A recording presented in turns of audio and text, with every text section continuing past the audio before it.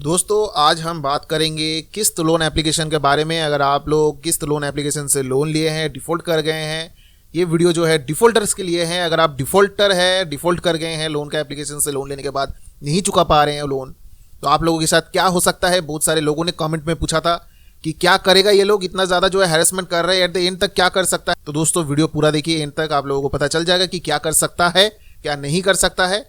तो सभी से मैं रिक्वेस्ट कर रहा हूँ, छोटा सा रिक्वेस्ट है ये, आप लोग सब्सक्राइब बटन प्रेस करके बेल आइकन को जरूर प्रेस करिए, ताकि आने वाले जो भी लोन रिगार्डिंग इन्फॉर्मेशन आप लोगों के साथ शेयर करूँ इंस्टेंटली नोटिफिकेशन में मिल जाए।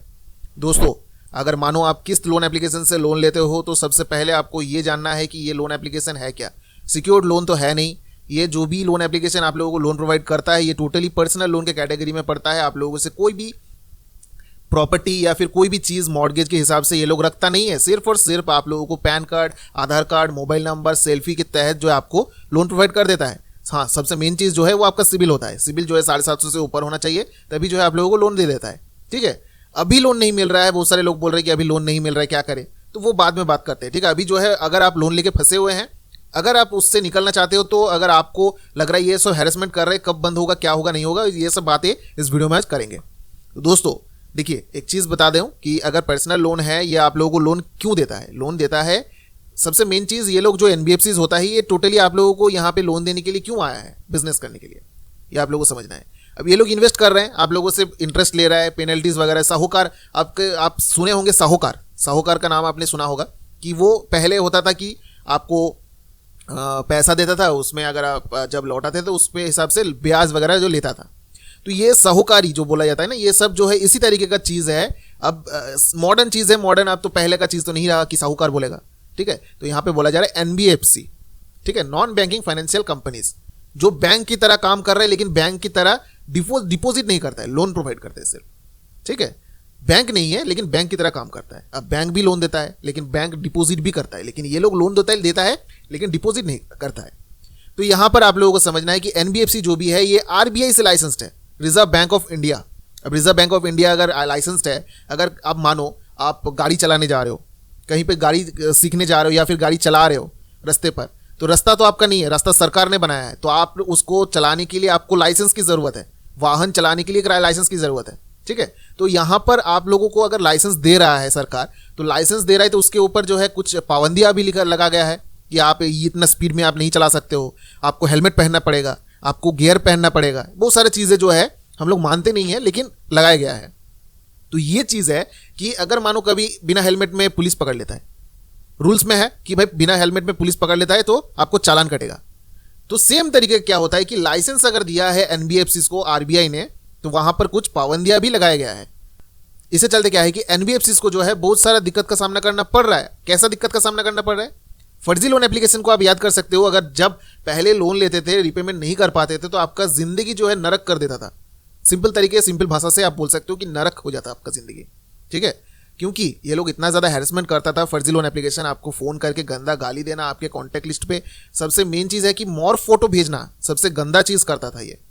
गाली देना वो अलग चीज़ होता है, लेकिन मोर फोटो भेज देना मतलब ये अलग तरीके का इज्जत से खेलना चालू कर देता था वो लोग। तो ये जो करता था, ये आरबीआई से लाइसेंस नहीं था, इन लोगों के पास कोई पाबंदी नहीं था, इसलिए अपना मनमानी करता था। लेकिन पाबंदी अगर होता है तो मतलब क्या होगा, रोक टोक, हम इससे ज़्यादा नहीं कर सकते, करेंगे तो भाई आरबीआई है, आरबीआई कुछ स्ट्रिक्ट एक्शन ले सकता है। ये सब चीज़ जो है इन लोगों को पता है। लेकिन क्या करते हैं ये लोग, अपना थर्ड पार्टी एजेंसीज के साथ हायर करते हैं, कॉन्टैक्ट करते हैं, उनको जो है अपना फाइल सबमिट कर देते हैं, और वो लोग क्या करते हैं, आपको डराते हैं, धमकाते हैं, बोलते हैं आपका फ़ोन हैक कर लूँगा, ये कर दूंगा, वो करूँगा, आपको डराते हैं।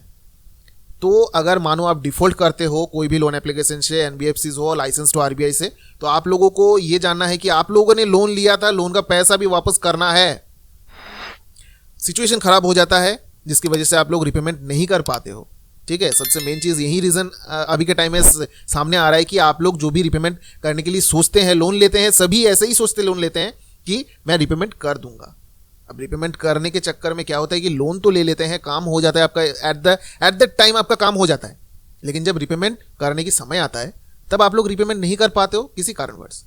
ठीक है, बहुत सारे ऐसे लोग जो है लोन लेके शेयर मार्केट, सट्टाबाजी, बहुत सारे ऐसे चीज़ों में लगा देते हैं जो कि गलत है।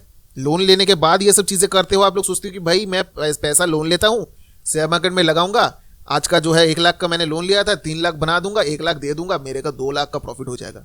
लेकिन अगर मानो कि अगर आपका 1 लाख रुपए का वहां से 1 लाख रुपए का लॉस हो गया, तभी दिक्कत का सामना करना पड़ता है ना आप लोगों को कि भाई लॉस हो गया, भाई हमारा जॉब चला गया। तो ये दिक्कत जो है कंपनी नहीं सुनेगा।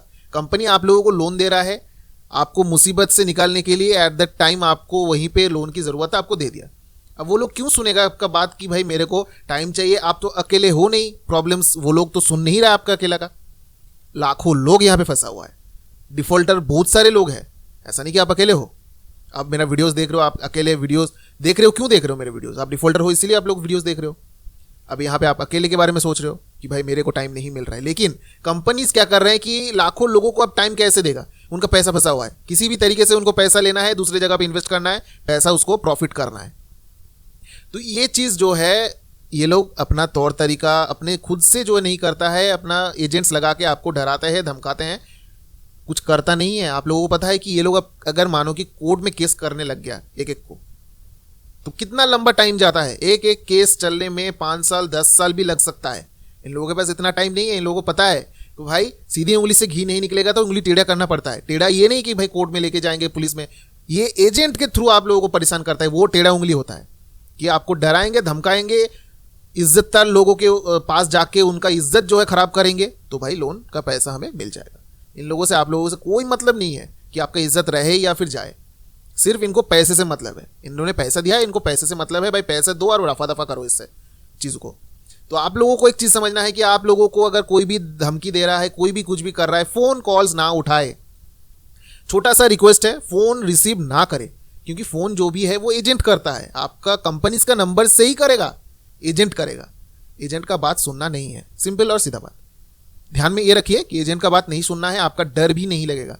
एक दिन अगर फ़ोन उठा लेते हो ना आपको लगेगा वो सारा दिन आपका पूरा खराब चला जाएगा। मैं आपको गारंटी के साथ लिख के बता रहा हूं कि अगर आप मानो एक दिन उनका फ़ोन उठा लेते हो ना, सारा दिन आपको डर लगने लगेगा, भाई अब क्या करेगा, अब ये शायद घर पे ना आ जाए, अब क्या करूं, घर पे आ गया तो बहुत मुश्किल हो जाएगा। लेकिन आएगा नहीं वो लोग, लेकिन आपको इस तरीके से समझाएगा, इस तरीके से बोल देगा कि आपको डर लग जाएगा। आपने क्राइम नहीं किया है तो आपको डरना क्यों है? आपको लोन का रिपेमेंट करना है, टाइम लीजिए, टाइम लेने के बाद आप रिपेमेंट करिए, बस। उनको पैसे से मतलब है, 1 साल बाद भी आप रिपेमेंट करो, टाइम लो। एजेंट का बात मत सुनो, एजेंट नहीं सुनेगा, एजेंट बोलेगा 2 घंटे के अंदर पेमेंट करो। पैसा है ही नहीं तो कहां से पेमेंट करूं? अपने किडनी जो है बेच दो, किडनी बेच के आपको पैसा दे दो। भाई इतना नहीं है, इतना भी करना नहीं है आप लोगों को, ठीक है? घर बेच दो, किडनी बेच दो, ऐसा नहीं करना है। किडनी बेच के वो आईफोन आप ले सकते हो, लेकिन भाई लोन का ऐसा नहीं करो, ठीक है? तो एक चीज़ आप लोगों को बता दूं कि आप लोगों को डरना बिल्कुल भी नहीं है। अगर आप लोगों को इस तरीके की चीज़ें फेस करना पड़ रहा है, आपको सिर्फ और सिर्फ खुद का बात सुनना है, ना कि एजेंट का, कंपनीज का बात कुछ भी नहीं सुनना है। पैसा होगा, पैसा आएगा हाथ में, चुका दीजिए, मामला खत्म वहीं पे।